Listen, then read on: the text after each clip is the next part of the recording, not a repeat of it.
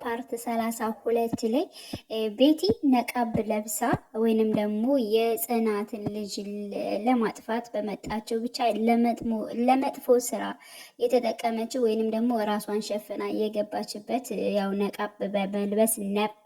ስለዚህ ይህ ደግሞ ከኛ ከእምነት ጋር በፍጹም የሚሆን ነገር አይደለም። እኛ እምነታችን ስለሚፈቅድ እንጂ ለሌላ ኬዝ ወይንም ደግሞ ሌላ አሸባሪ የሚል ቃል ተጠቅማችሁ እንደዚህ አይነት ነገሮች ልሰሩ አይገባችሁም። ለምንድን ነው በማለት እንግዲህ ያው የእስልምና እምነት ተከታዮች ጥያቄ ወይንም ደግሞ በኮሜንት የተለያዩ ነገሮች ሀሳብ ሰጥተው ነበረ።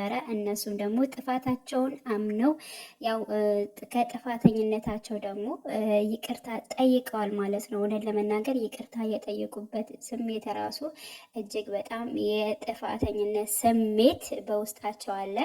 ሁላቸውም ቁመው ነበር።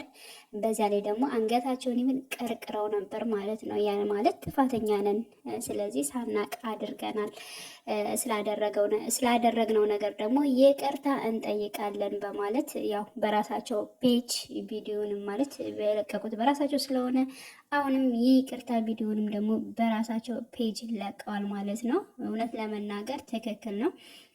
እኔም በወቅቱ ሳየው ለምን የሚል ይሆናል ቅሬታ ፈጥሮብኛል ማለት ነው።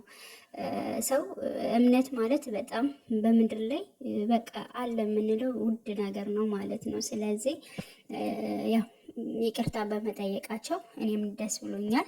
ትክክል ነው፣ መሆንም የለበትም። ስለዚህ አንድ ሰው ተሳስቶ ሊያጠፋ ይችላል። ደግሞ ጥፋቱን አምኖ ደግሞ እንደዚህ ይቅርታ ሲጠይቅ ደግሞ ትልቅነት ነው። እናመሰግናለን ለማለት እወዳለሁ ማለት ነው። እንግዲህ ጽናት ተከታታይ ድራማ እጅግ በጣም ደስ የሚል በብዙዎች ዘንድ ተወዳጅ የሆነ የመጣ ድራማ ራና ጽናት እንግዲህ ሰውዬ ሰቲው እየተባባሉ ነገሮቹ እልህ በእልህ እየሆኑ ባሉበት ፓርት ላይ ነው። እንግዲህ ቀጣይ ፓርት ላይ ግን በነገራችን ላይ አሁን ላይ የሚመጣው ፓርት በእርግጠኝነት ያው ኬራ ለጽናት ሳፕራይዝ ያደርጋታል። እሱ ምንድነው የቤት ስጦታ እና የቤት ስጦታ ይሰጣታል። ቀጣይ ደግሞ እንግዲህ ሀኒ ያው ሳፕራይዝ ይኖራታል ለነሱ ሀኒና እንዲሁም ናሆሚ አዘጋጅተዋል ማለት ነው። ስለዚህ ቀጣይ ፓርት ይሄንን ያው ምናየው ይመስላል። ኪራና ጽናት አብረው መሆን አለባቸው፣ መጋባት አለባቸው የሚሉን በኮሜንት በምንም ብዙ ሀሳባችን ነው ማለት ነው። የኛም ሀሳብ ነው።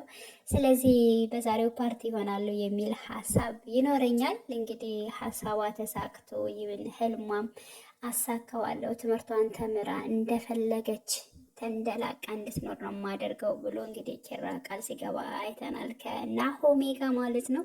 እና ሁላችንም በጉጉት እንጠብቃለን። በተረፈ ሁላችሁን እጅግ በጣም ነው የምወዳችሁ ማከብራችሁ። ወዳችሁ ፈቅዳችሁ ሰብስክራይብ አድርጉኝ እላለሁ። በድጋሚ መልካም ጊዜ